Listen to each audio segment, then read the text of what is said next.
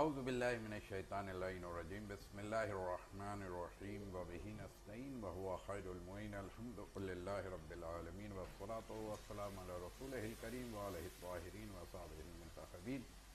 یقیناً یوم الفرقان اور یوم البدر یہی وہ معرکہ ہے جسے یاد رکھنا چاہیے کہ یہ ماہ رمضان المبارک میں خداوند عالم نے ایک وہ فرقان ہمیں دیا ہے کہ جس کے لیے کہا کہ شہر الذی انزل فیہ القرآن ھدی للناس وبینات من الہدی والفرقان۔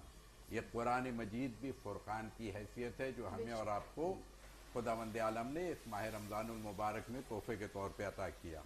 اور ایک دوسرا فرقان وہ بھی ہے جو اس دنیا کا فرقان تھا، جو حق اور باطل کی، یہ فرقان کہتے کس کو، اس کو بھی سمجھنا چاہیے۔ ہمارے یہاں تو لوگ سمجھتے ہیں فرقان کسی کا نام ہوتا ہے، نہیں، یہ نام نہیں، یہ ایک صفت ہے نا، کہ حق اور باطل کی تمیز کرنا۔ سب سے اہم چیز ہے سیاہ اور سفید کو تمیز کرنا، اچھا اور برے میں تمیز کرنے کی صلاحیت پیدا ہو جائے تو اسے صاحب فرقان کہتے ہیں، یعنی اللہ اور شیطان کی شناخت ہو جائے۔ ہمیں گڑبڑ ہو جاتا ہے کبھی اللہ کے کام کو ہم نعوذ باللہ جو ہے یہ کہنا چاہیے کہ ہم سمجھتے ہیں شاید یہ کوئی شیطانی کام ہے۔ بہت سارے ایسے کام ہیں، میں ابھی گناؤں گا نہیں، اور بہت سارے شیطانی کام ہیں ہم سمجھ رہے ہیں وہ کیے جا رہے ہیں، سمجھے شاید بڑی دین کی خدمت ہو رہی ہے اور بڑا ہم اچھا کوئی کام کر رہے ہیں، نہیں، وہ شیطانی کام ہے۔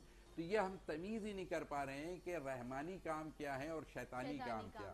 جب تک یہ تمیز ہی نہیں کسی میں آئے تو وہ اس منزل پر نہیں آتا کہ جس کو کہا جاتا ہے لعلکم تتقون، متقی ہونے کے۔ تو یہ بدریون تو متقیون سے بھی بہت بالا تر ہیں۔ تو بس میں تو یہ کہوں گا کہ یہ اب استعارہ خداوند عالم نے بنا دیا، یعنی اب عالم اسلام میں یہ جنگ بدر جو ہے ایک استعارے کے طور پہ استعمال ہوتی ہے۔ جہاں جہاں حوصلے کی بات آئے گی، جہاں تقویت کی بات آئے گی، جہاں انصاف کی بات آئے گی، جہاں قصاص کی بات آئے گی، جہاں حساب کتاب کی بات آئے گی تو کہا جائے گا یاد رکھو بدر کو۔